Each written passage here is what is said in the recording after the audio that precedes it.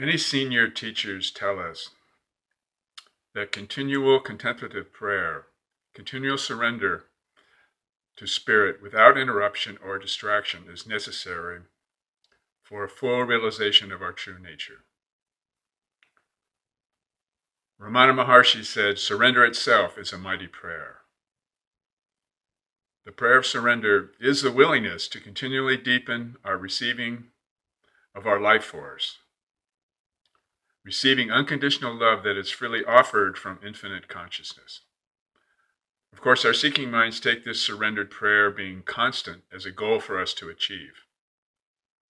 I spent many years beating myself up for not being able to accomplish the intention of being in the state of constant contemplation of the deep question, what is this? Or what is the actual substance of the presence looking out of our eyes right now?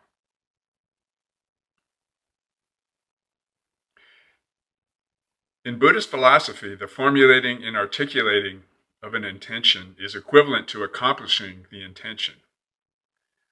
In other words, the essence of the intention of authentic spiritual inquiry is to simply be here now.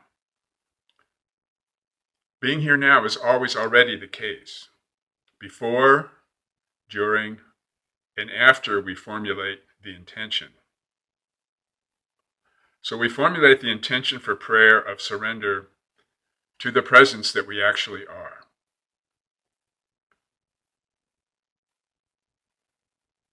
And this is enough. Faith in just the awareness of being present is all we really need. All else is mere imaginings of the mind. So many of our enlightenment experiences are sort of objects of our mind.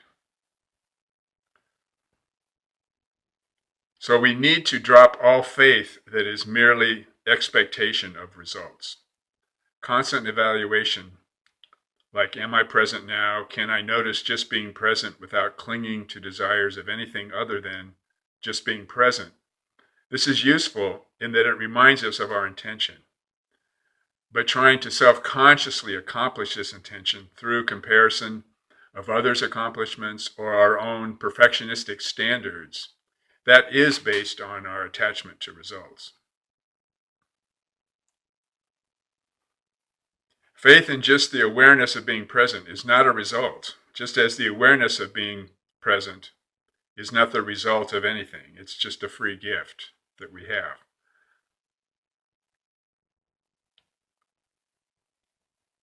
So the awareness of being present, that's not the result of any self-conscious effort. Awareness is its own result in the sense of having it, having no absolute beginning or ending. Awareness is always present before the idea of a beginning can arise. It's the source of ideas of beginning and ending, but it is not bound by the ideas of beginning and ending.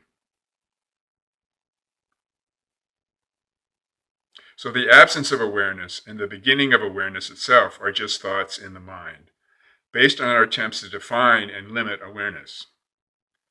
As Nisargadatta said, there is no such thing as nothing. Nothing is just an idea based on the memory of something. So there is no such thing as the absence of awareness. The absence of awareness is just an idea based on the memory of the idea of awareness. So rather than take the practice of continual prayer and surrender to spirit as a goal to attain, we learn to just pay attention to the constant prayer that is always here. It's simply the constant flow of our awareness, the constant flow of our experience. Continual, timeless prayer is manifesting the source we are at every moment. We formulate the intention to surrender to the sense of I am, and just notice that sense of I am, without clinging to ideas of I am this or I am that.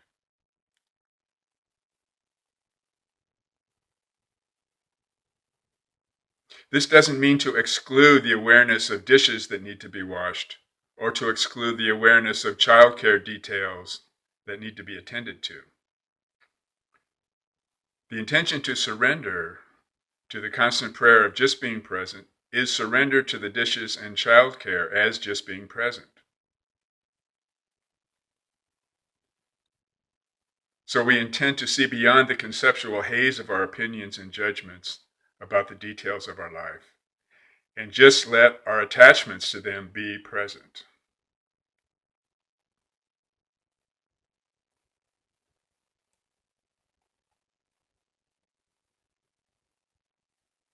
This morning I'm outside earlier, and there was a cool autumn breeze, many bright colored leaves effortlessly and joyfully dancing in the breeze as they fall to the ground. This free flow of our experience is like a constantly flowing river, and nothing can ever interrupt it.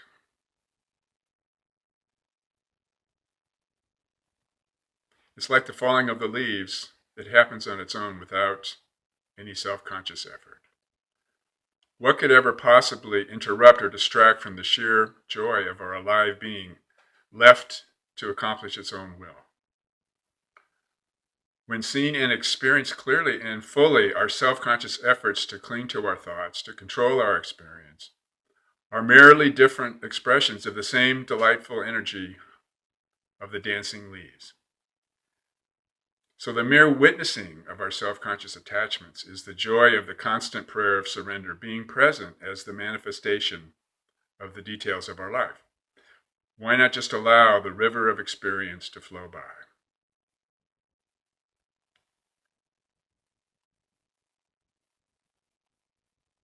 In this way, we're learning to experience our attachments clearly and to experience them free of our opinions about them. And we realize they do have absolute value as expressions of awareness, of spirit itself. So rather than ignoring the details of our life, we feel energized and vitalized in their expression of the spirit we share with all beings, and we naturally want to care and express love for them as we would for our own selves.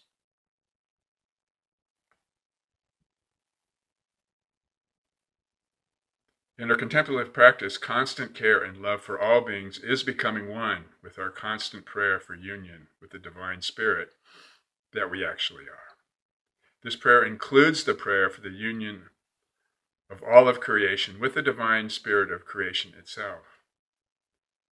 We and all beings together are becoming the constant prayer of surrender, free from all mental fabrication and free to love and care for all beings.